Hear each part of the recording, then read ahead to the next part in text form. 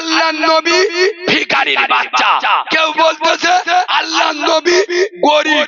ভাই একটা কথা আমি পায়ে ধরে বলে যাচ্ছি, বর্তমান ভারতের পরিস্থিতি খুবই খারাপ।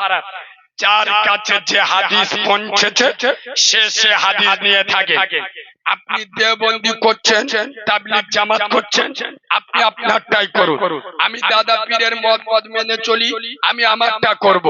আমাদের একটাই দল, আমরা উম্মতে মুহাম্মাদী। কথা বোঝাতে পারলাম না? আচ্ছা, আমি কারোর বিরুদ্ধে কারোর পক্ষে বললাম? বাবু দুটো পায়ে ধরে বলে যাচ্ছি, আর মুসলমানদের ভিতরে দলাদুলি ভাগাভাগি করবেন না। খোদার কসম, পশ্চিম বাংলা নয়, ভারতে যেখানে সেখানে লিঞ্চিং করছে, মুসলমানদের মারছে। মারার আগে একবারও কি দেখছে যে দেওবন্দি না তবলিগি না ফুরফুরা না আহলে হাদিস? তারা দেখছে মুসলমান।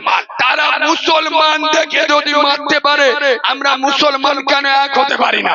ওই যে বড় মাওলানাটারে অ্যারেস্ট করেছে, মাওলানা সালমান আজাহিরি, মুম্বাইয়ে বাড়ি। উনি কিন্তু আমার মতের লোক নয়, একটা বিরিলি মতবাদের লোক। কিন্তু আমরা কথা বলছি কেন? আয় বাবু, ওরা বিরিলি তবলিগ ফুরফুরা দেখে ধরছে না, ওরা দেখছে মুসলমান দেখে। খোদার কসম, আসামের 13টা মাদ্রাসা বুলডোজার দিয়ে ভেঙে দিল। একবারও দেখেনি এটা দেওবন্দীদের মাদ্রাসা না আহলে সুন্নাত ওয়াল জামাতের মাদ্রাসা না ফুরফুরাওয়ালাদের মাদ্রাসা। তারা দেখেছে মুসলমানদের মাদ্রাসা। তারা যদি মুসলমানদের মাদ্রাসা থেকে ভাঙতে পারে, তাহলে মুসলমানের ছানারা এরা কেন এক হতে পারে না? আমি দুটো পায়ে ধরে বলে যাচ্ছি, যার কাছে যে হাদিস পৌঁছেছে সে হাদিস নিয়ে থাকুন। ইসলামের উপরে, কোরআনের উপরে, দ্বীনের উপরে, শরিয়াতের উপরে যখন কোনো আঘাত আসবে, আমাদের একটাই দল, আমরা উম্মতে মুহাম্মাদী। নারে তাকবীর, নারে তাকবীর, নারে তাকবীর।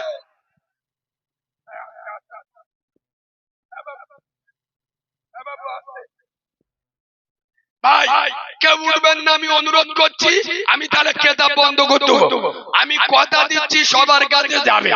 আমি এখানে বসে আছি তো, আপনারা ঘাবড়াচ্ছেন কেন? যেটা জায়গায় বসে থাকুন। ভাই এই এক সপ্তাহ আগে এই একটা ভাই ফতোয়া দিল বলে আমার মনে উঠলো, এই শোনে, যেখানে সেখানে ফতোয়া মারা উচিত নয়।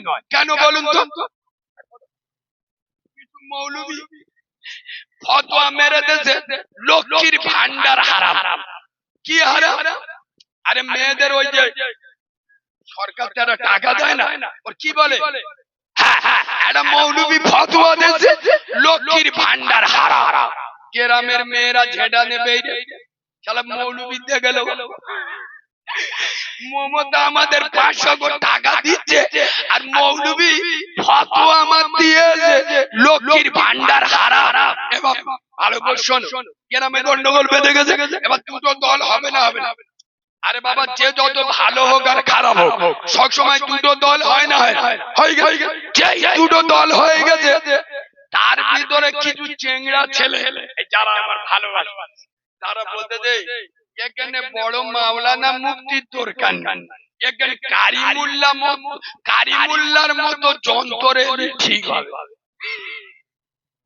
আমার ডেকে নিয়ে গেছে, তাই কে বলি ও তা তুমি যেখানে উদুম চালাতে গেছ, কি হয়েছে? বল না, লক্ষ্মীর ভান্ডার হারাম। তাই বলে হারামটা কি গো হলো?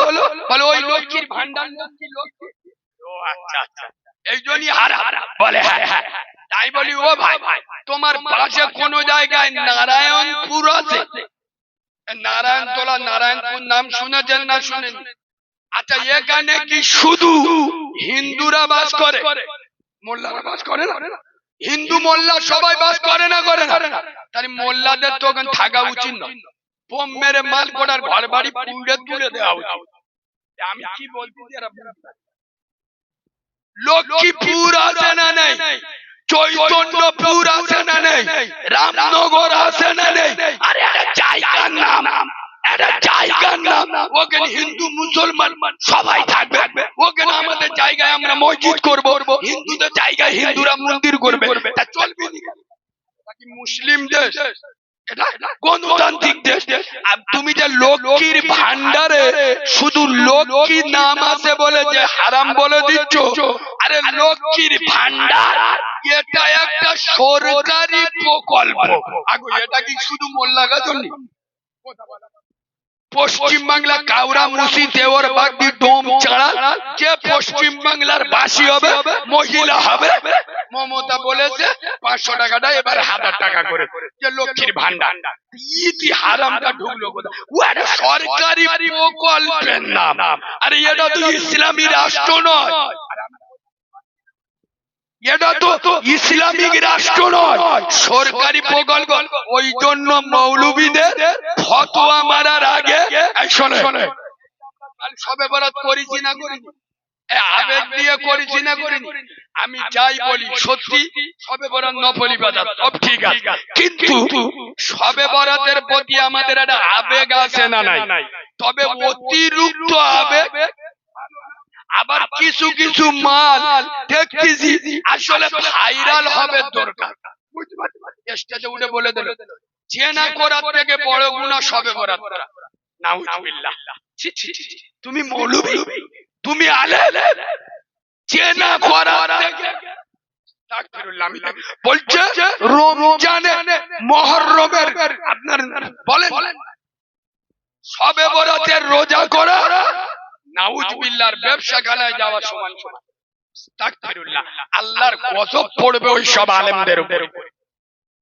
ফতোয়া মেরে মেরে এরা ইসলামটা কঠিন করে দিয়েছে। দেখেননি কেউ বলছে আল্লাহর নবী ভিখারির বাচ্চা, কেউ বলতেছে আল্লাহর নবী গরীব।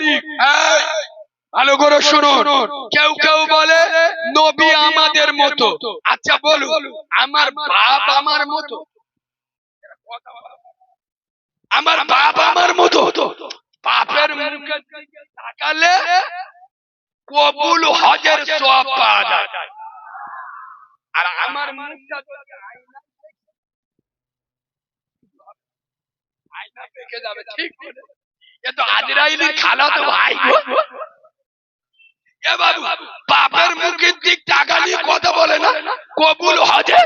খোদার কসম, বাপ যদি গাঁজাখোর হয়, মদখোর হয়, বিড়িখোর হয়, বাপ বাপ তার জবাব সে দেবে, কিন্তু বাপের মুখের দিকে তাকাবে কবুল হয় পাবে। তাহলে আমার বাপ আমার মতো হলো? আমার বাপ আমার মতো হলো? তা বাপ যখন আমার মতো নয়, নবী আমার মতো কি করে হলো?